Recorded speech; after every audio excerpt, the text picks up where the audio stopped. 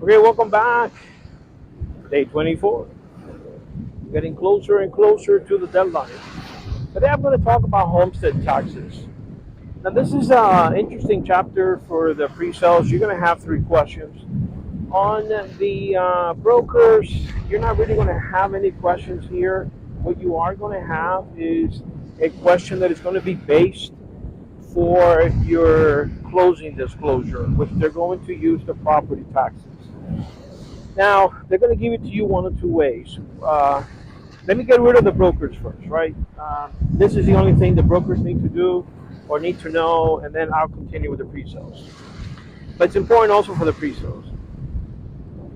So for the brokers, one of the questions you're going to have when you're closing disclosure is they're going to give you the assessed value of the property, right? And they're going to give you what? The mills of the county. And then you need to figure out the property taxes. So let's say that the property taxes is 22 mills. Mills is 1/1000. So you need to turn them into a decimal. So you're going to move the decimal 3 spaces to the left, 0.022. And that's what you're going to do. You're going to move it 3 spaces to the left. So then you multiply it. I don't know what it may be. Let's say it's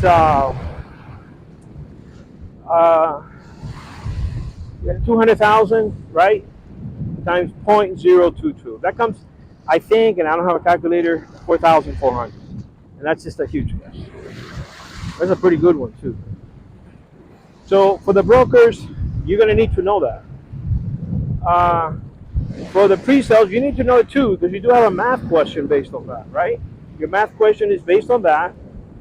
Then you're going to take away $25,000 as a what? As a credit. You're going to multiply all three of them, right? County, city, and school. All three of them are going to get multiplied times 25,000. That's the credit. If it's the assessed value is under 50, subtract. That's your answer. If the assessed value is between 51 and 75, then what you need to do is you're going to give 25 for the first 50,000.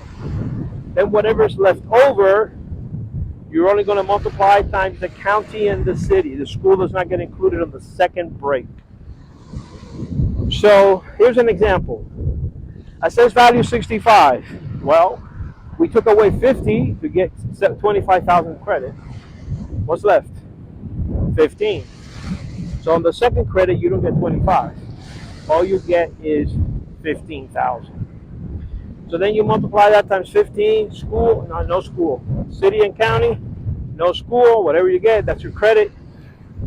Subtract that one. Subtract the one that was 25,000. That's your answer. But most likely, you're going to get the regular one. The one that's 50,000. 25,000, county, city, and school. 25,000, county and city. Don't put the school on the second one. Subtract, that's going to be your answer. And then, of course, the assessed value, you got to add all the mills. For the pre-sales, they're not going to give you a total. What you're going to see is going to be, 7.5, 6.0, 5.0. That's the kind of stuff you're going to see. Add it up, move the decimal 3 spaces to the left, and start your math problem there. And again, that's a math problem. But what else do you need to know about this chapter? Well, you need to know that in order to declare homestead, first you need to live in the house, and you need to leave the house the previous year by December 31st. And then you have until March 1st to apply, right? Now here's a fun fact. Do you apply every year? Yes, you do. You apply every single year. No, Rick, we don't. I just get a postcard. What does the postcard say? The postcard says, if I still live in the house, I could just file it. Okay, by not returning, what did you do? You filed. That's how they get it done. Real simple. So you do file every year. What happens on January 1st? The county does a search, not the county, the property tax appraiser's office They do a search. What are they looking for? Name change. They're looking for name change. Why? Because when you have the name change, they have the right to do a one-time catch-up to put the taxes at the regular price. So if you're buying a house that the taxes were $4,000, but the owner's been living there 20 years, guess what? It's probably going to go to 7 or 8. You need to know that. Anybody out there who's buying a house, listen, don't listen to anybody. It's going to become your responsibility. And it's going to take a year plus to hit you. Here's what you do. Go to the website of the county you're going to go live, put in your new address, and say you're a new owner, and they'll give you a guesstimate. Very good one at that. So you have an idea what your taxes are going to be the next year. So you don't find yourself in a situation where you have a problem. When do taxes become delinquent? The next year. No. After April 1st, it's not being paid. After April 1st. When can you bid on taxes? When can you get a tax certificate? The auction starts May 1st. What else? Disabled vet. Disabled vet can get a break. If they're 10% or more disabled, and that this disabled had to have been in combat. In other words, while they're in duty, going to be off duty. So 10% or more, they get a $5,000 break. Now you would think it's $5,000 of taxes. In other words, their taxes is $7,000. You take away 5, they're only going to pay 2. That's pretty nice, I think. No. It's $5,000 of the assessed value. Oops, I almost fell. I'm in the water. $5,000 of the assessed value. So what does that mean? Well, do the math. If it's $5,000, and let's say that the mills are 20, just to round it up really nice and tight, it's $100. Is it? Yeah. $100. $100, give or take. That's all it is.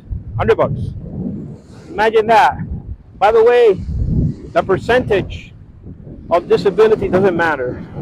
So let's say he's 30, 40, 50% disability. It doesn't matter. It's still what? $5,000. Hey, you know who also qualifies for that? Blind and widow.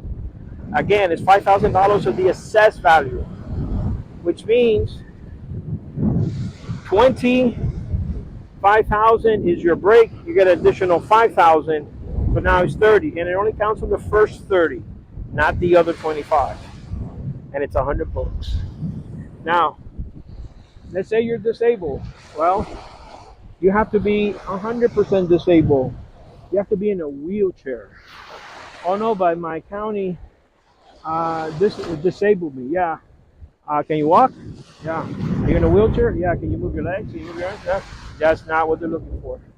They're looking for somebody that can't move their head, or almost their head. A paraplegic is what they're looking for. If you're that person, then you don't pay taxes. Everybody else, yeah, we all get to pay. Terrible. Our homestead property taxes is nothing but a ripoff. Let me ask you a question. What do you think it was $25,000?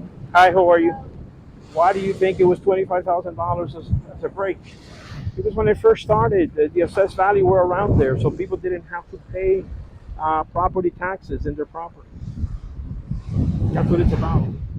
Now you do want to apply for homestead. The break is nothing, by the way. The break is less than $1,000.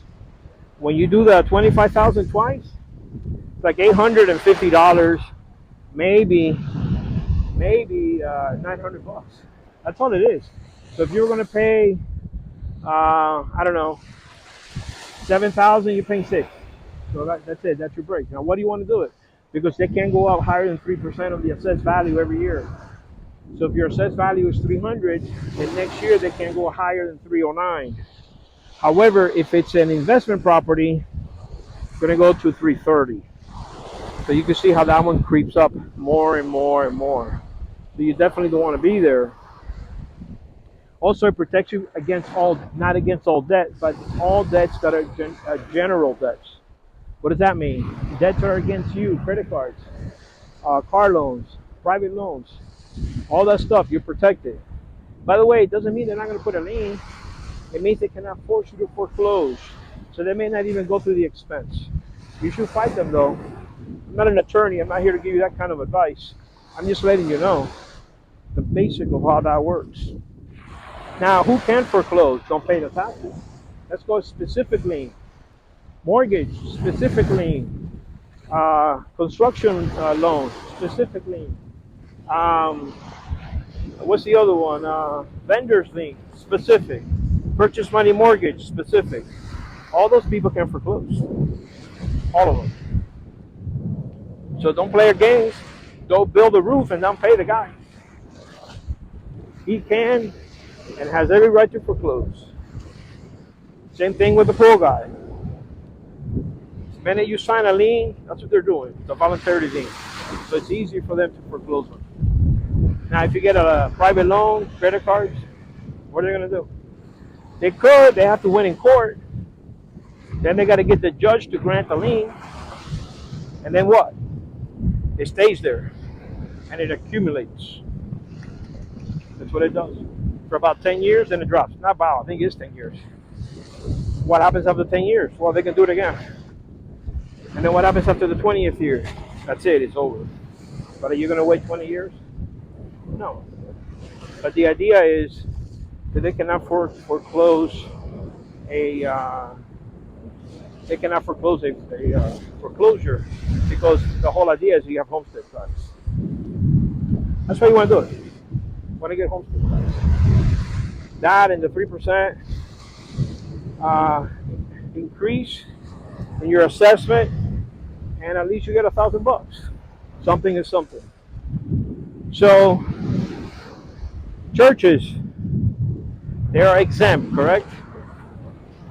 Yeah, they're counted, but they don't pay. Government properties, those are immune. They don't pay at all. They're not even counted. Because the more you know in this business, the more business you're going to get. Rick Suarez, the Nutty Real Estate Professor. Thank you.